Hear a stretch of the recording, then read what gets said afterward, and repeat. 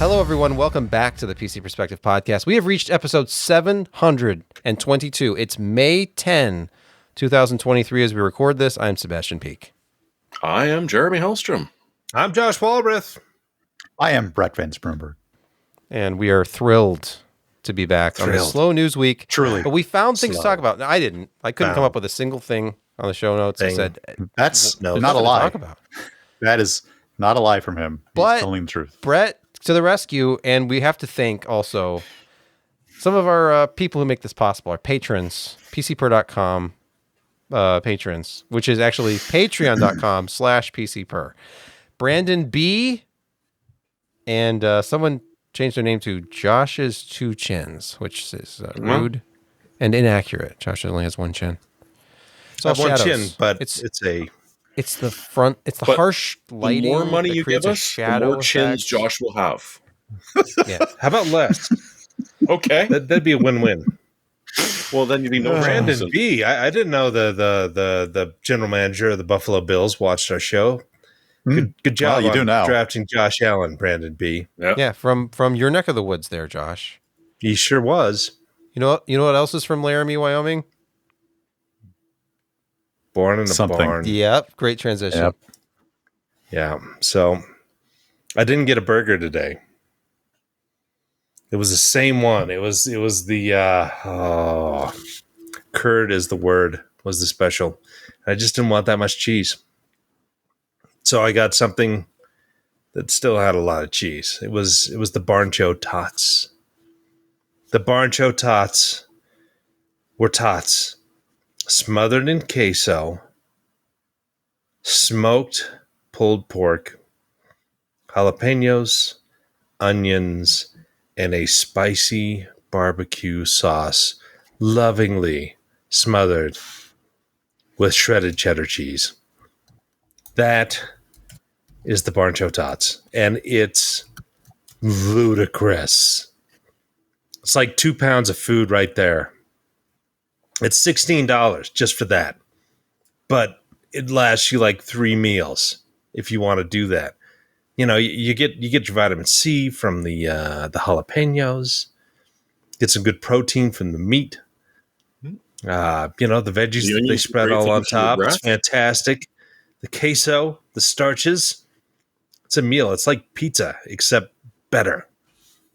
And it's really shiny. And they put it in a bowl, and you ate and ate and ate, and finally you just couldn't eat anymore because it was just so much there. So I had to stop. It's in the fridge, which is lunch tomorrow. You should toss some sesame seeds on top of it for lunch if you've got any. Sure, why not? That would probably be really good. Yeah. So yeah, Barncho Tots. On to news, and we have to talk about some rumors. Videocards.com is reporting NVIDIA to launch RTX 4060 Ti 8GB this month. We already talked about that and the fact that it would be 8 gigs, but a 16GB model is planned for July. Why would they do such a thing? Gigabytes. Why? Well, because the memory controller and the fact that you had to have to double up on the, you can go 8 or 16, you can go 6 or 12. That's what they did with the 3060. They went 12 because they didn't want to go 6. But who's ever going to use 16 gigs of VRAM? Well, haven't you been paying attention to the news lately? I thought that it's just a given that if you don't have at least 16, then it's irrelevant. That it's the only thing anybody talks about or seems to care about with regard to GPUs now. At least they've stopped talking about just price. Now it's X gigabytes in this year. At that price. And there's a little bit of silliness. Okay, let me get on a little bit. Okay, let me get on the sandbox, camera not the two. sandbox. No, but the soapbox.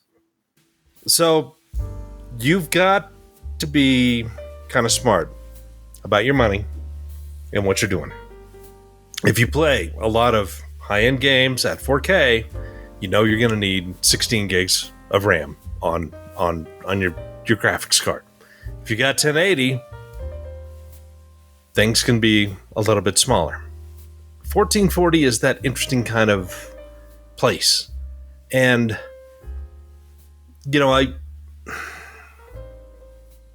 AMD has done a good job in having their 6800 series having 16 gigs, and even the 6700 has 12. And of course, that corresponds nicely with the 4070 has 12, and then the 4080 at $1,200 has 16. NVIDIA's kind of painted themselves into a little bit of a corner with how they've handled memory, and AMD has pounced on that. However, we've got brand new products coming out that will only feature 8 gigs RAM, so they're going to have to kind of walk back, both of them, on how important memory is. And I know that NVIDIA talked about, we're working on a new texture compression technology that should help alleviate this for 8 gigs, and you'll have a better experience. So you've really got to take a look at your usage and be smart about what they're offering and what prices they have, because you just can't say, oh, I'm not going to buy anything less than 16 gigs. Well, I've got a 3080 10 gig in here that I've had for 2 years, and it's served me very, very well, and I have no complaints. And I run it at the 1440 Ultra widescreen. So 3660 by 1440. And it does fine. I mean, I would love to have more performance. Who wouldn't? But again, you kind of have to choose your applications, and not everybody's going to be playing Hogwarts or what's the latest one? Last of Us for PC, which destroys video card memory. Mm-hmm. And there's Jedi. I don't know where that falls. Yeah, I don't know yet. Go ahead. Yeah. Well, yeah, anybody, but I mean, the software people can still do a lot of optimization to improve, because a lot of these console ports that come over, right, they have essentially, okay, you need to keep this percentage of memory open for the CPU, because if you remember consoles, they have shared memory for CPU and GPU, and 16 gigs on the Xbox Series X. Is that correct? I can't remember exactly. I don't cover consoles very much. Yes, that's 16 gigabytes of total. Thank you. But not all of it's VRAM. Some of it's allocated to the OS. I think you only maybe get 10 to 12 for VRAM. Yeah, but again, they cut off a certain amount of that you can do towards graphics, and the rest is going to be, your OS and the CPU and the rest of that. And that code made it over into the PC world where you could have 32 gigs of RAM, but it's still partitioning off a certain amount of your graphics VRAM, pretending that you're on an Xbox or a PS5. It was told to. It has to. Yeah. There's a lot of things that they could do in terms of software. 8 gigs is still a lot, and I'm not trying to shill for one way or the other, because both companies, in fact, all 3 companies have 8 gigabyte products out there, and they all have 16 gig products out there. And there's some that are somewhere in between with 12 gig and above that, if you're willing to pay $1,600 for a 4090. But the worst part of that is the 4080 at $1,200. It's a sub 400 millimeter square die. Even though it is cutting edge technology, the TSMC 4N, which is the NVIDIA, which is a 5 nanometer. It stinks that they're offering that for $1,200, because if you look at the 3080 10 gig, when it was released, it was a 610 millimeter square die. Very large. And that was $699 MSRP. Didn't last long, but that's what it was. So anyway, soapbox, I'm getting off because it makes me angry where we're at. But we're at this very, very strange place in that all of the companies have a tremendous amount of inventory of old stuff that they're trying to sell, at the same time keep the industry interested in their new stuff that, COVID threw a wrench in it, and then the bean counters got all excited thinking this sunny day is never going to end. And it and did the end, miners, and they were all left with their pants around their ankles and tremendous amount of inventory coming in that was not selling. And that's why we have the 6000 series from AMD and the 3000 series from NVIDIA still selling as much as they can, and they're not trying to cannibalize those sales by pricing next generation stuff. But at the same time, they're balancing out like the 4070, trying to keep it a little bit closer to reality. Maybe. It's just a bad situation. You're right. It is. And you're right, because that's exactly what happened was they cannot cannibalize the sales of the stuff that's stuck in the supply chain that's not selling. Either they have to give drastic price cuts to those and give huge rebates back to the, like they're going to have to charge off so much money to actually get rid of all that inventory and sell the stuff at a reasonable price. So they're just not doing it. So all the new GPUs are really expensive because the old ones are still selling for MSRP. And their thinking is that eventually they're going to sell through this inventory at full price and maintain their margins. And it's just obviously not happening because the stuff is sitting there. It's going to take them a while. It's going to take a really long time. The real problem isn't that COVID happened. Who cares about that? What mattered was Ethereum can no longer be mined on graphics cards. As Jeremy alluded to, it was 100% mining. There was such a demand for cards when Ethereum could be mined. They couldn't make enough. They were constantly out of stock. Gamers couldn't buy cards because they were going by the pallet load to professional mining operations. So, and then NVIDIA and AMD both decided that this is forever. Yeah, and they made all these extra parts that didn't end up selling because then Ethereum went proof of stake. So, and belly up too, but yeah. Well, yeah, the value, but it's all in flux all the time. But I don't think the 3000 series 2 generations simultaneously, knocking down the last gen to affordable pricing, and then trying to make the current generation the price that the past generation is right now. You're never going to be able to sell that to stockholders. Like they're already seeing stockholders, right? Yeah, until they'd be able to sell it to us, but not to the stockholder. At some point, maybe we'll see some inventory write down, and that'll be on the next quarterly report. And like we wrote down, $100 million, and as soon as they run the 4070, the regular 4070 did drop below $600 today. There's a sale for like $569 for a RTX 4070 with a full version of Diablo 4. That's a good value add. Yep. That helps. I think. Wouldn't you think it would need to be $499 for mass acceptance, at least among the DIY? I mean, yes, certainly sell faster, but would you make any money on it? Okay, if the RTX 4080 was initially offered for $899 and then eventually went down to $849, they would probably be sold down. Yeah. Because then you're starting to encroach in on this is a valuable part. I mean, okay, the performance and features and all that, it's going to be faster than the 3080, which was, around the same thing, or 3080-12. Or that strange 3080 Ti that was almost $1,000, which is almost a 3090, really. Yeah, and it's such a better card at $849 than anything else, but it's still at $1,200. Yeah, pricing is another argument. For some reason, everybody's hyper focused on VRAM. A lot of this is being driven by marketing wank, but we have to use our heads here, and it collides with reality. And it's the overall reality, and it's your reality. It's your reality, and Josh was talking about this. Are you playing at 1080? Are you playing at 1440? You probably don't need it. Well, right, but the perception is that you do. Yes. It's the mind share on VRAM is ridiculous. Like, it's every comment I read, if it's an 8 gigabyte product, it's how could you release a product with this much memory in current year? The 3060 launched at 12 gigabytes, and because they didn't want to go 6.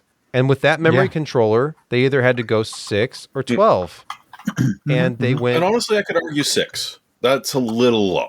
I guess apparently I draw the line at 6. Yeah, 6 is no bueno. That just is. That's a non-starter. That's RTX 2066 gig. Let's just take a quick look at the most popular card on the Steam hardware survey. Okay. Again, I don't have to look. It's the 1060. Well, that'll be the 1060. Still? I thought the Oh, yeah. They haven't run out of them 1660 yet. maybe by now. Okay. All right. No, the 1030s and 1060s are still in all the pre-builts. One day they'll run out, and they'll have to figure something out. But No, one day we'll have a 4050 and a 4060, Yeah. and those will be in all the budget pre-made computers. and it'll be a rebadge with this couple of extra RTX cores. So they're really turning down texture quality on console ports if you're playing with the 1060. For goodness sakes. All right, let's move on from this topic. Okay. On May the 4th, Jeremy posted this article on large hard drives, short lives, and And you do not lie. That's disturbing. Wait, where's the line? Is it 12 Yes, terabytes or more? we're Is looking it- at fairly large terabyte drives. Okay. And so Backblaze essentially saw a report from a company called Secure Data Recovery, which I haven't run into before. But they found that the average mean time before failure on the modern hard drives of like 8 and terabyte plus, I believe it was about 2 years and 10 months. And they're saying, you guys had a pretty small sample size compared to what we can do, and that just seems wrong. So Backblaze did it with 17,155 failed hard drives. And the average age of death was 2 years and 6 months. Uh-oh. Yeah.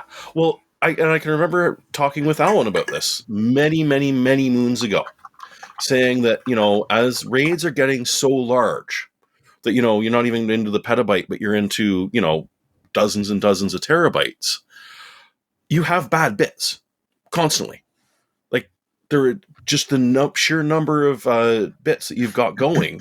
Some of them have to be bad.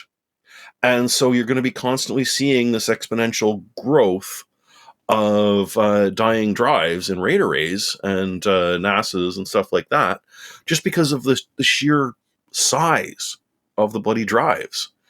And he was right. It's 72 different models, and they ignored the excluded boot drives. This is mostly just storage, because boot drives, they get thrashed pretty bad. But that also suggests that the average lifespan would be shorter than this. I mean, that's just sad. Like 2 years and 10 months. Look at 2 those years and 6 months. bottom two drives on the list, the Seagate 16 gigabyte and the Toshiba 16 gigabyte, both failed within a year. Yeah. The average. And there's 211 failures with the Seagate and 108 failures with the Toshiba. And of course, the Hitachi is still down there too. 300 failures. And it's really, like you said, it's all the big drives. Here's the Seagate, again, Seagate 12 gigabyte, obviously their most used drive. Well, not quite. Yeah, Seagates, they're using a lot of Seagates.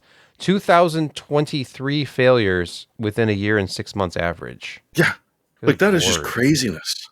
But at the same time, it's just, they're so huge. Yeah, no, it's kind of interesting to see that, physical, spinning rust hard drives are having higher failure rates the bigger they get as compared to SSDs, which, because of over provisioning, the bigger the SSD you have, the longer mean time between failure that you get. So even before it starts to shrink. Yeah. So it's kind of interesting to see. I wonder if they're gonna. Boy, I wonder if they will consider some kind of, not SSD type wear leveling, but maybe that's actually a thing. I don't know. It's weird.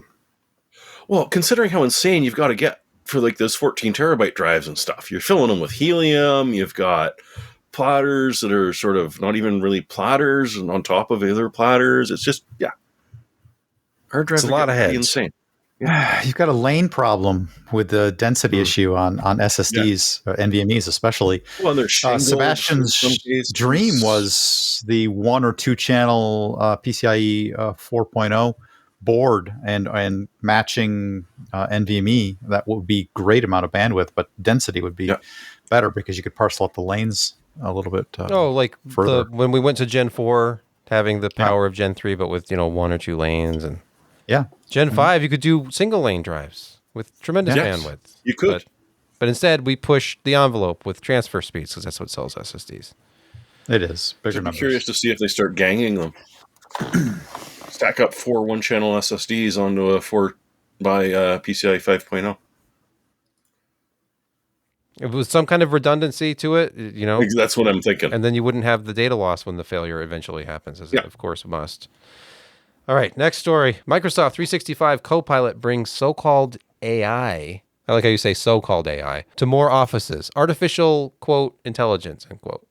You mean a large language model? Which is what everyone refers to as AIs now? Yeah. But Yeah, I guess. ChatGPT 4 will be joining Office 359.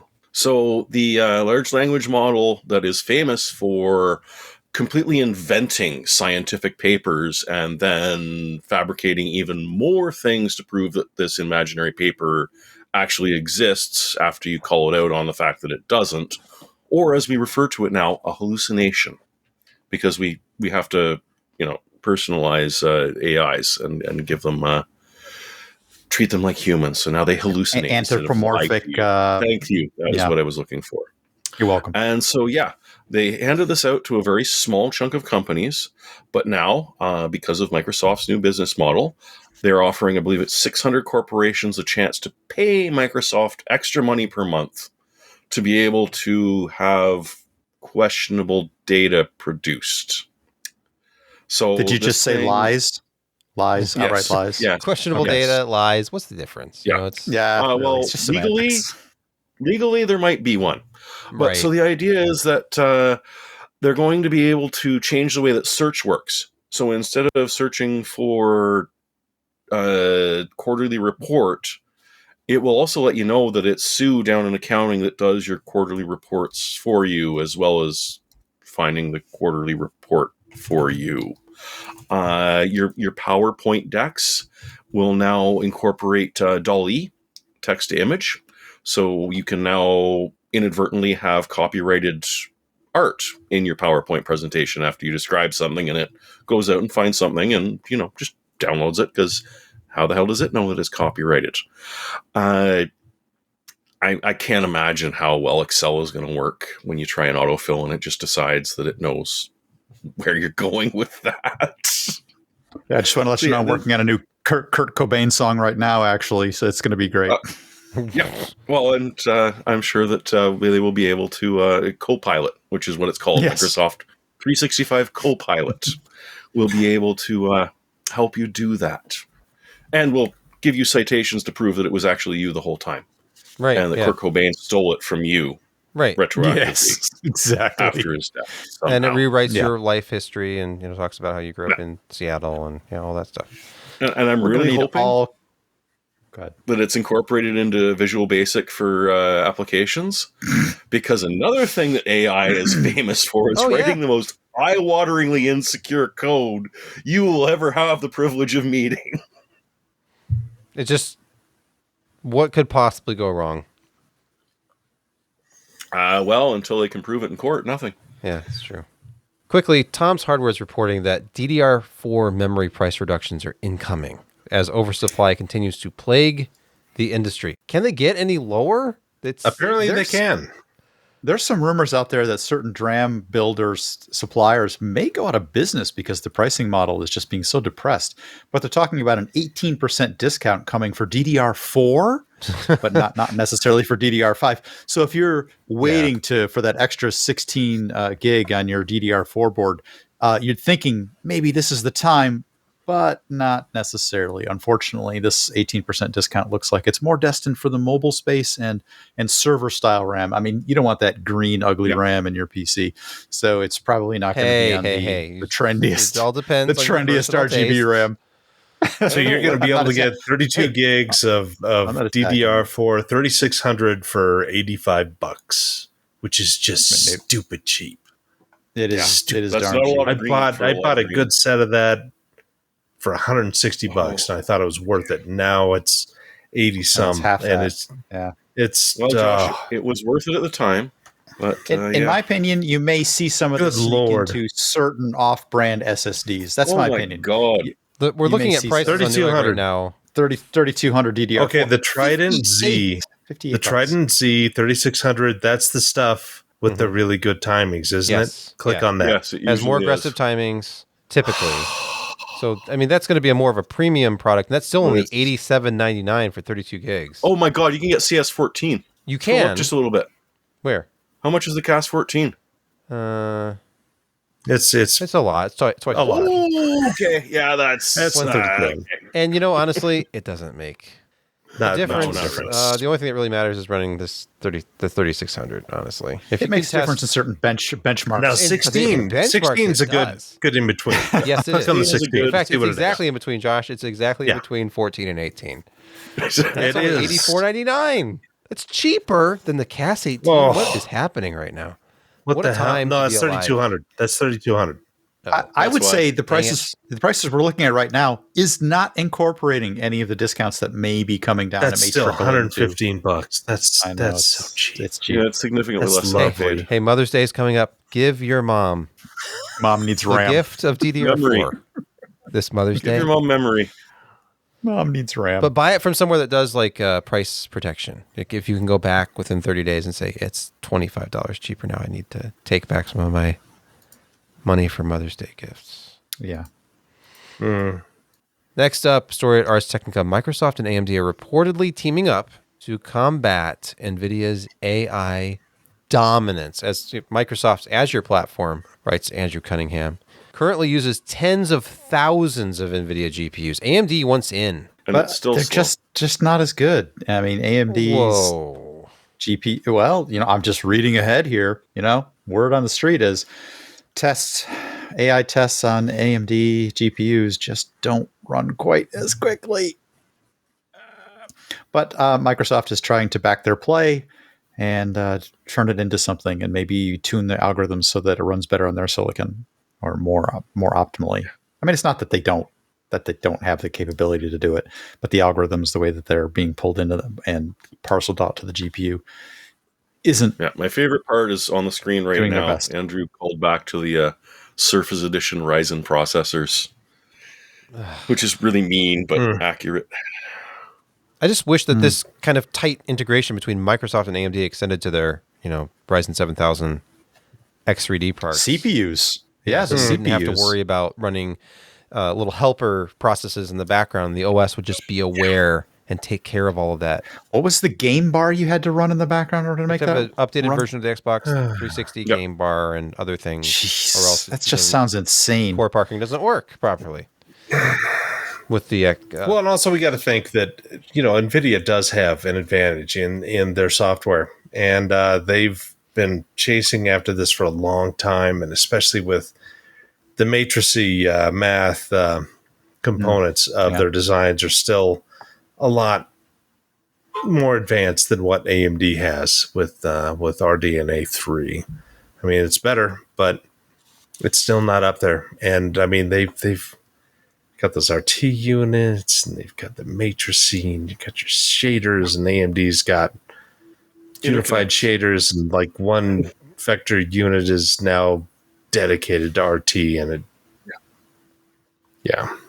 Yeah, all AMD's got to offer is interconnects at this point. I think you're leaving Infinity Cache on the table here. Please. Well, that's well, just I a mean- fancy No, term I for just threw it out. L2 It's, cache, isn't it? Yeah. Yeah, They have more cache. More cache. it's their cache. Yes. But yeah, software is key, and if AMD can get help from Microsoft to improve their product, it's a win for everybody, Exactly. because that will trickle down to Intel, which actually their hardware is a little bit better more rounded for Rounder? these kind of applications, but their software is just not there. And their support and the amount of people who are using CUDA enabled products that they've been using since college, you don't want to move because people are paying you money to get results, and this is how you know how to get results. And nobody's sending you back to school to learn something else.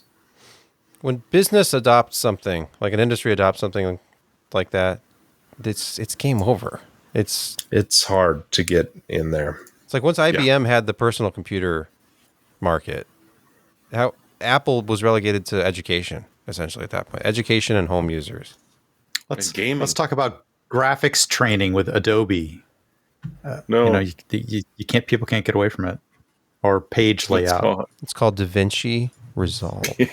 I love it. Forget more Adobe. AI. Yeah. DxO and their products. Here. DaVinci Resolve, other things, open source stuff. Forgot to set my alarm again. Where is my mind? That's a smooth transition. Nice, Jeremy. Announcing the next story. Stop. So what is this all about? This is great. It's literally the beginning of the "Where Is My Mind" song, where Susie's like, just like ooh, and he stop, and they left that in at the beginning of the track, and then the song. If you'd like begins. to hear that, you can say click right here and then come back. Well, I mean, some people may not know who the Pixies are. They're True. They're missing out. But yeah, so it was someone who had a Pixel phone, and for their alarm, they didn't set a tone. They set Spotify. And every once in a while, the alarm just did not go off. Like, it was set, and it says that it went off, but it didn't. And so after a while, he managed to figure out what it was. Google got rid of you having to say, okay, Google, and then give it a command.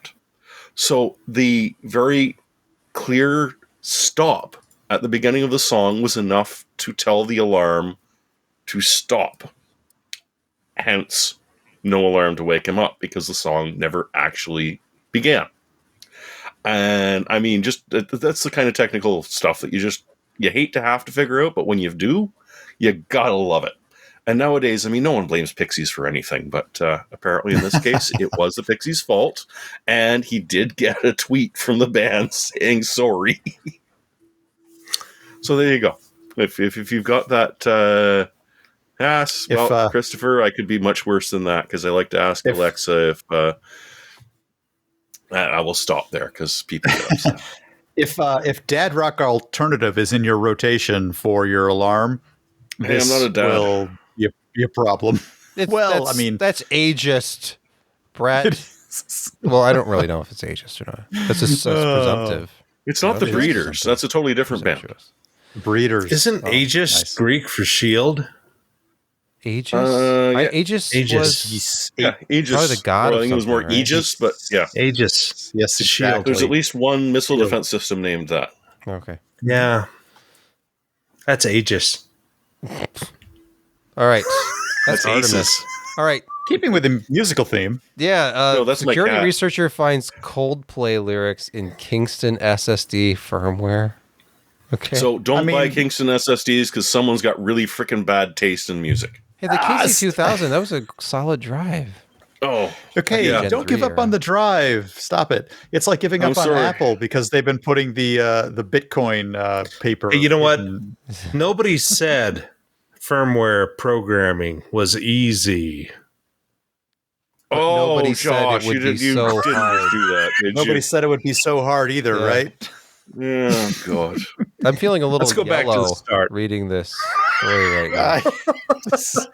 Finally, not finally, this is our final story. The article starts with the word finally. Proof your choice of gaming chair can affect the performance of your PC. Okay.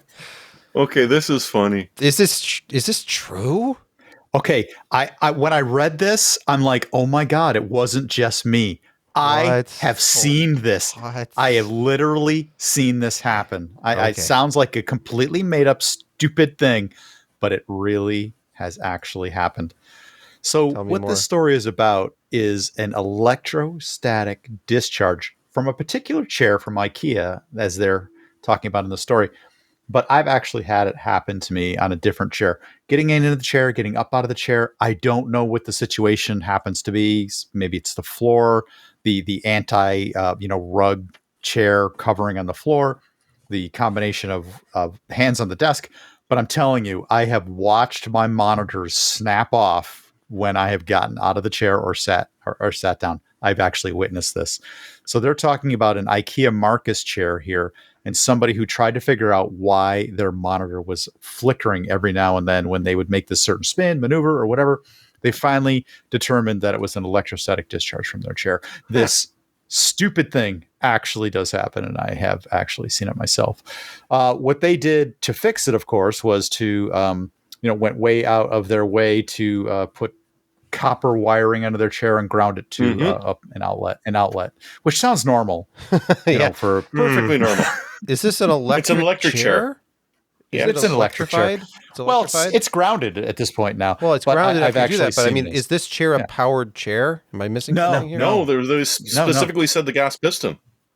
Yeah, yeah, it's potentially the gas piston or some other. It's probably the different metal materials that they use throughout that any kind of motion will then create a charge. Yeah. Not much, but enough. Brett, can I ask you? It reminds me of two things. Okay, I'll wait. Oh, go ahead. I was going to ask Brett a serious question. Did you ever eat? Did you eat a lot of pink chips when you were a kid? We all did. Have you been huffing glue? I did stick a pair of scissors into an outlet once, just because I thought that was interesting. It definitely tripped a breaker. A bunch of sparks shot out and it set the rug on fire. That was kind of cool. Okay. And I mean, but it usually takes a chunk out of the edge of whatever you're putting in there. Mm-hmm. Yeah, a pair of scissors will never into both sides of the outlet. Ooh, it was exciting. Blue sparks came out of it. Nice Like I said, burned the rug. Apparently, I managed to do it without electrocuting myself. Nice. Well, the rubber or the plastic insulators on the ends of the scissors, probably. Oh no, it's some parametal scissors. Oh, good lord. Yeah. Okay. Oh, Jeremy, yeah. No, you just grounded well. Go ahead. No, I was going to say, you remember back in the days of the computer labs, and they bought the grounding carpet. So the entire place, the carpet had little metal filings in it, and it was literally plugged in. I don't know, maybe you guys didn't have this, but in my high school and in my public school, that they literally put in grounding carpet. So it had a metal, essentially, lattice in the bottom of it, which was plugged in, and all it did was ground it. And they paid more for that bloody carpet than they did for the computers. Well, but ESD back in the 80s and 90s was a huge problem. I mean, it would just kill computers flat. Pop. Oh, crap. That's $2,000 gone. Done. Yeah. But the other funny thing was that I was working with one of my AD admins today, and we were sort of trying to work through a weird PowerShell script that was doing something that there's no possible way it should be able to do, but it was. And all of a sudden, all I heard was, Chris, are you okay? My chair just fell over. One of the wheels broke off of his chair as we're sitting there trying to fix this problem. Mm-hmm. Got his cord dumped, did he? Yeah, he got his cord dumped. He had to reboot his butt. Yeah, so the only thing that I have going on is when a dog decides to go in between my leg and the metal desk I'm sitting at to get into, the little well where it shuts off the my monitor backlighting through USB. So is your dog USB-A, USB-C? I don't know. He's a hairy little monkey, so it sounds stupid, but this stuff actually happens. Yeah. Yes. And it takes you forever to figure out. Let's pause here for a word from this week's podcast sponsor.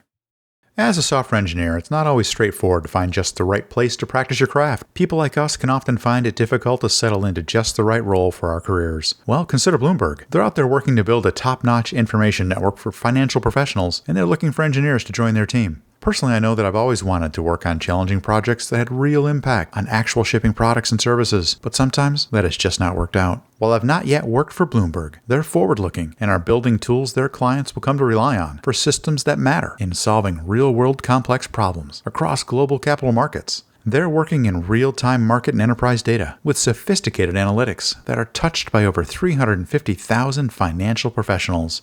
Bloomberg systems operate at tremendous scale with over 300 billion, yes, B as in billion, market messages daily. So many of you will already be up to speed on the majority of Bloomberg software, as it's built in C++, JavaScript, and Python. So you're obviously not going to get locked into a proprietary shop, as Bloomberg's engineers are active members of the open source community in both leveraging and making commits back to many projects. Learn more about the opportunities that await you by visiting Bloomberg.com/careers. That's Bloomberg.com/careers. It's Security Corner. It's Security Corner. Yes, we're going to talk about that MSI data breach, which, okay. Oh, nice, GeoSam. Originally, the story was that they exposed the Intel private signing keys. Intel is claiming that's not the case. The official statement is, quote, Intel is aware of these reports and is actively investigating. There have been researcher claims that private signing keys are included in the data, including MSI OEM signing keys for Intel BootGuard. It should be noted that Intel BootGuard OEM keys are generated by the system manufacturer, and these are not Intel signing keys. Doesn't that still mean that if MSI's keys were leaked, that MSI motherboards are all vulnerable? Well, the specific Intel boards. So, just 11th, 12th, and 13th. So buy AMD. Who cares if your CPU explodes? You're not going to be hacked. And if you are, you can solve it by blowing your CPU up. Let's move on to something more pleasant. Dump these insecure phone adapters because we're not fixing them, says Cisco. I think we've heard this before. A security hole, a 9.8 out of 10. The only reason it's 9.8 is because those other 2 points were their middle fingers at their customers. Well, I mean, we're not buy fixing new this stuff. Take the Sonos approach. I'm sorry, I'm not going to support this anymore. Buy new hardware. Yeah, but it's Cisco. People are running Cisco equipment that's 20 years old still. Yeah. Yeah, Cisco is not supposed to do this sort of stuff. You're supposed to buy Cisco, and it's supposed to be good for the life, as long as you could ever work with the product, as long as it makes sense. I'm not sure that I agree with them saying, just throw it away. It's no good. Of course not. You've wasted your money. Why would you be okay with them saying, we're not going to fix this even though we could, so throw it in a landfill? Cisco, the company famous for being affordable when you're buying new crap. No, not at all. It's obviously it's extremely expensive stuff. And they're just saying, because of a firmware upgrade problem, it's over. Yep. Sorry. Well, I think their excuses, it's mostly analog telephone adapters to go into a VoIP system. But it's I'm sorry, there are so many places that they're still doing that. Say sorry again and mean it this time. What do you mean, sorry. Sorry, I'm so sorry. It's sorry. Sorry. Next story, at Hackaday, thermal camera plus machine learning. I love this one. Reads passwords off of keyboard keys. I hate this one, but I love the mechanism. They did this on ATMs too, by the way. Oh, nice. I didn't. And then you've only got 4 keys to pick from, and it's much easier. But so they're about a 16 symbol password can be done about 55% of the time, just by having a FLIR or whatever heat sensing camera you happen to have handy, because feeding it to a large language model AI. Yes, of course. You got with your Office 359 subscription. Shorter ones like the 6 to 8, and 8 is quite often the one that you're asked for. That's up to 80%, because for about a minute afterwards, everything's going to fade. The heat from your fingertips is going to fade at a set rate. But the thing is, you hit that one first, and then that one, and that one, and that one, and that one.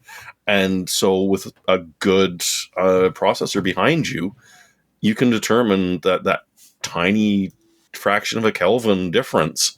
And pretty much get a good idea of what the password. But you do know what the keys are, unless they screwed it and the backspace is really, really bright. So even if you don't get the perfect password the first time, you know what characters are in that. So start typing a bunch of gibberish. Yeah, right? and then wait for the MFA fatigue to hit them, and they finally say okay, and you're in.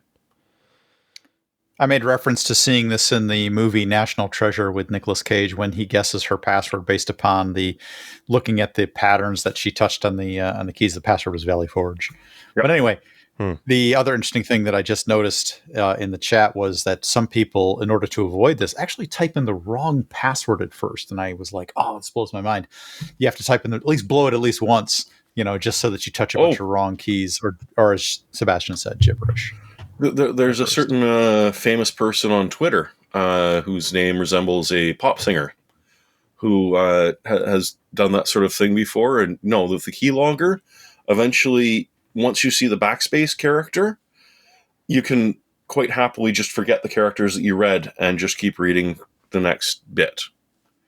So apparently that won't help you. Interesting. Now, if you lick the keyboard first so that everything's nice and warm, and then type it in, you should be fairly interesting thing safe. that I read in this particular article was that RGB backlit keys actually disguise this and disallow this sort of physical attack against. Finally, Well, a practical use of RGB. It's a practical use for RGB. Also, I can't remember which type of keycap that was more susceptible to this than the other.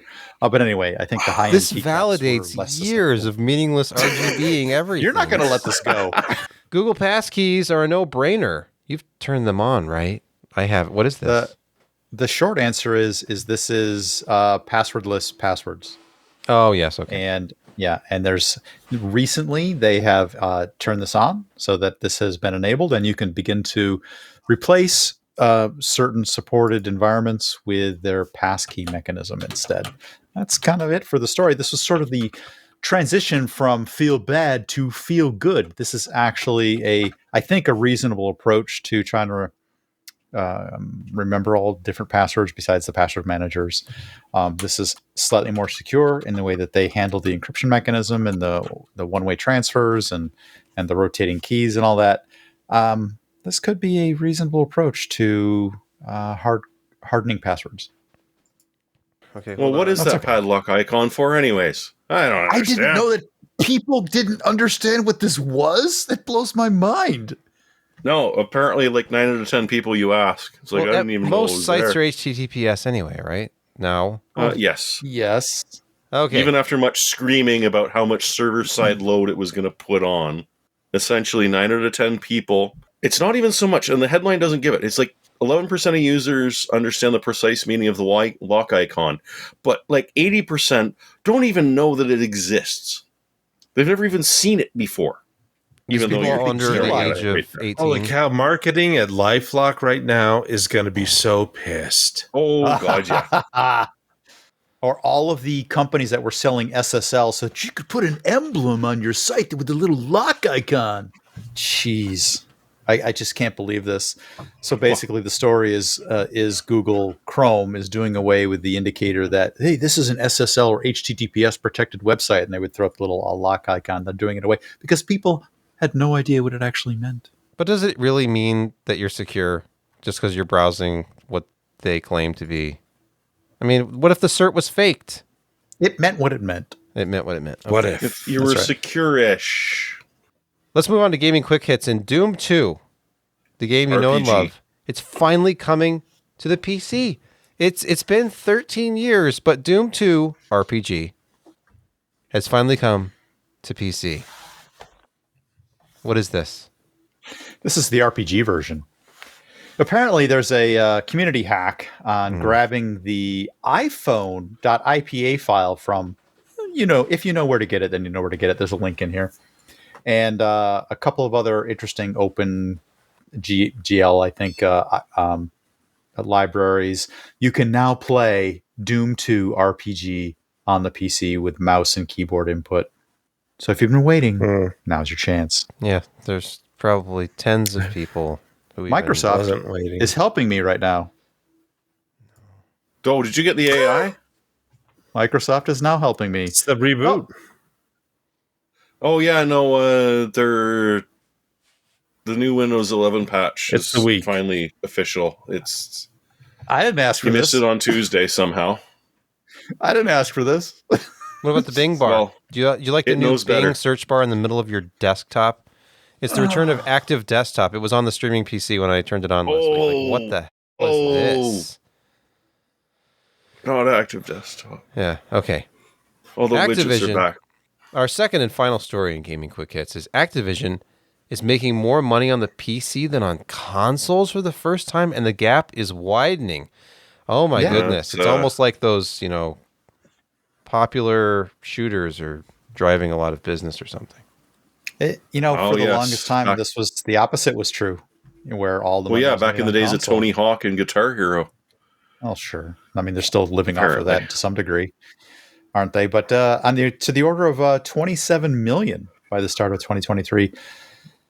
Started with Call of Duty, World of Warcraft, Diablo, Overwatch 2.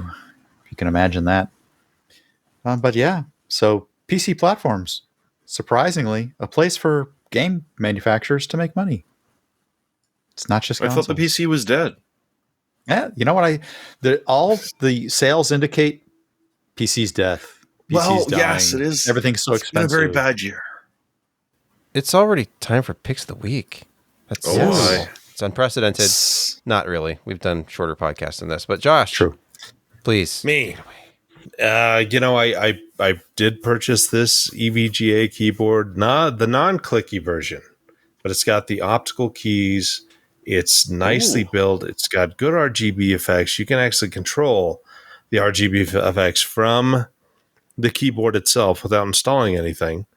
Extra keys come in. Nice solid construction. Wrist pad. All the things. $60. Nice. Optical, and it's not 10 keyless, mechanical which is a plague on the world right now. Yeah.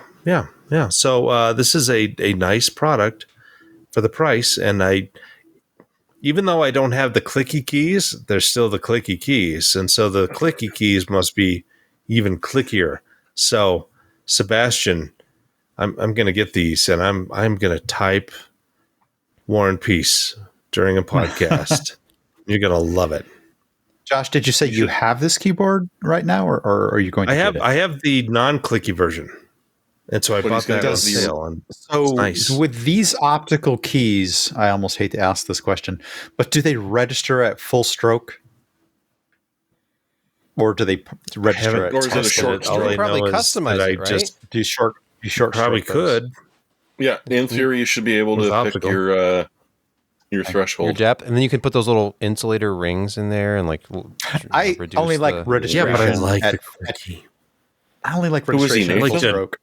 Wait, full stroke registration. I like to type with authority. Do you bottom out your keys when you type, Josh? Yeah, I sure do. Doesn't everyone? I'm a heavy-handed. Apparently not. Some people like that half-stroke registration. And I'm like, I don't understand. Why do you even talk about actuation point? Like, just tell me total travel, because that's my actuation point. It's going to be 4 millimeters. That's period. It exactly. I've had keyboards that read at like a half stroke, and it drove me nuts. I did like throw it against the wall and get rid of it. Wow. Seems excessively violent. Okay. But hey, Jeremy, very much. Your pick. I found an actual 6950 XT in Canada for a decent bloody price if you are looking to upgrade and don't want to pay the price that the 7000 series is. It's the Merc.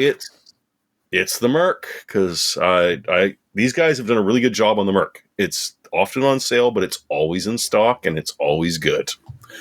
There's even a button. That little coupon gives you an extra $20 off. Ooh. So $860 Canadian for a Merc 319 is freaking unheard of. That is almost $300 cheaper than I paid for my 6800 XT. But I mean, it was when they first came out, and I was really, really wanted it because my old card was dying. It was kind of sad. But yeah, it's nice to see that graphics prices for the old generation are being reasonable. We won't talk about the new generation.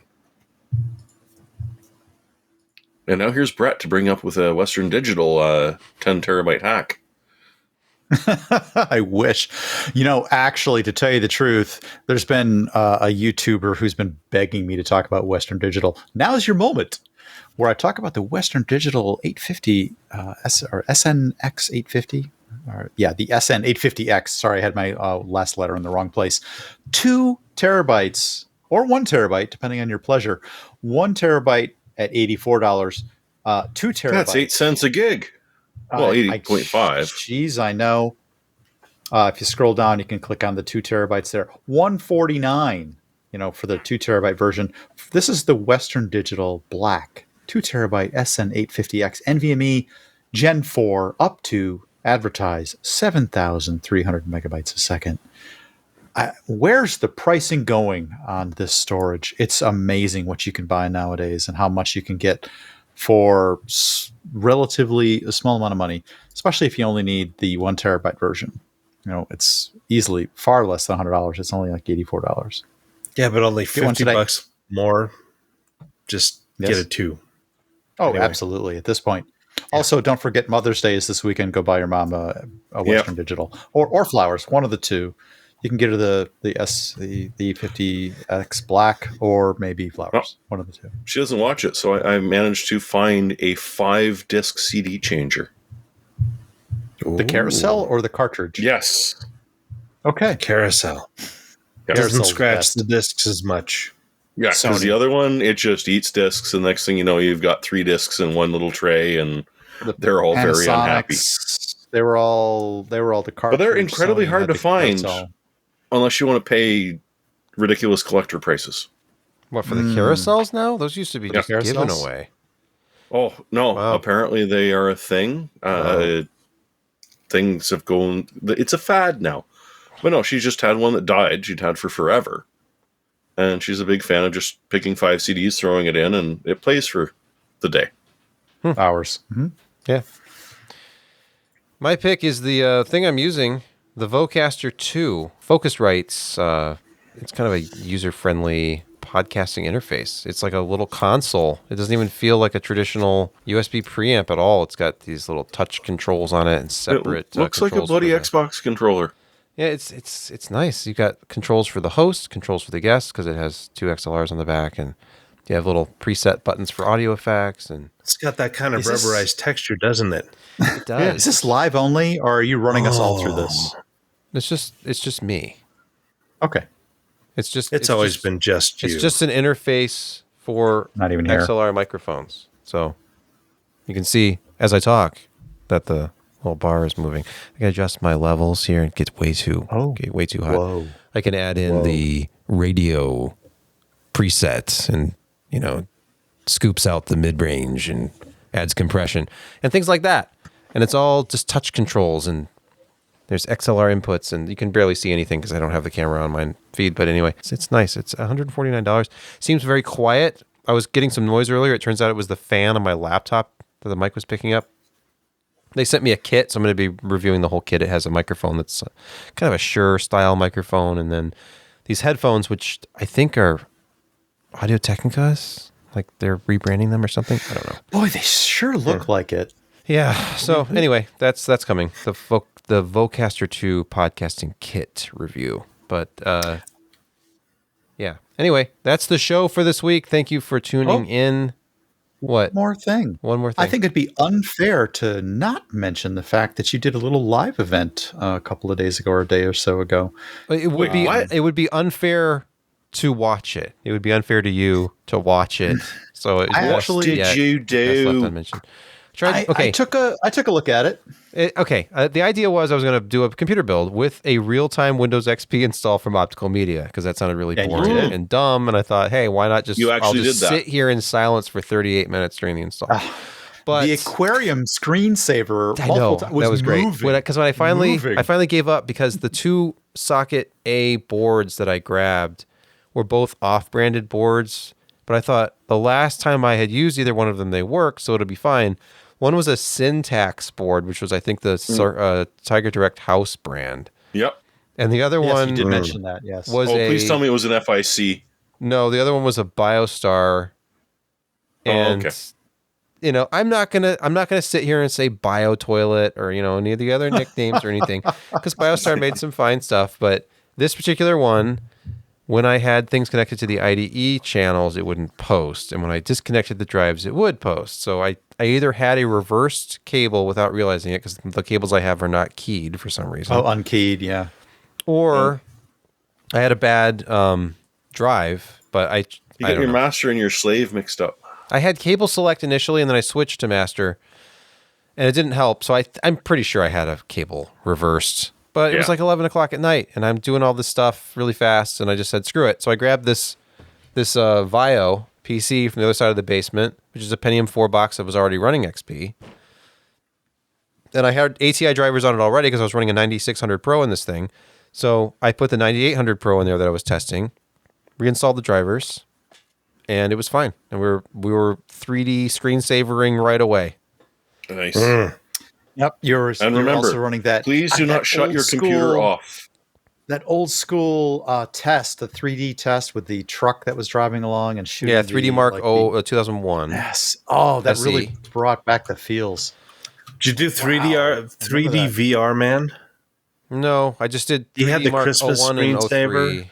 Yeah. Oh. And then I was going to play some Warcraft 3, but I didn't have a disc, and I didn't have You no had trouble CD crack getting installed. Like stuff a to fucking chump. Yes, you couldn't get the games to launch. I couldn't get was the games sort to of load. disappointed by I that. played a little Need for Yeah. Speed, but I was driving terribly with the arrow keys. Yeah, somebody points out, remember when you didn't plug in the power? Yeah, exactly. Because there was at one point when I was switching between the BioStar and the Syntax board that I forgot to plug in the 20-pin ATX connector. It's like, oh, it's not even turning on now. What a fool. And then when I got it plugged in, it wouldn't boot, and I didn't have the Molex connector in the 9800 Pro.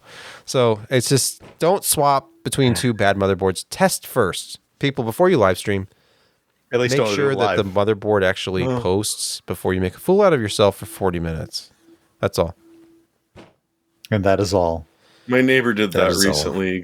He bought a back alley computer and didn't even test to see if it turned on before he started swapping parts, and eventually came over in tears to my place. He's like, "Can you make this work?" I'm like, "Why are all the SATA pins on that drive bent all to hell?" I was like, No. what did you done? No. You jammed it, didn't you? You jammed it. Admit it. Yeah. The power video into card, the when I went data to and make the sure that data it was into the properly power. seated, just sort of fell Yeah. out. Pushing. They made this I mean, connector he certainly too jammed small. it in there and screwed it in, but it was not in the PCIe slot. All right. Yeah, we ended at some point. I'm going to end the recording right now.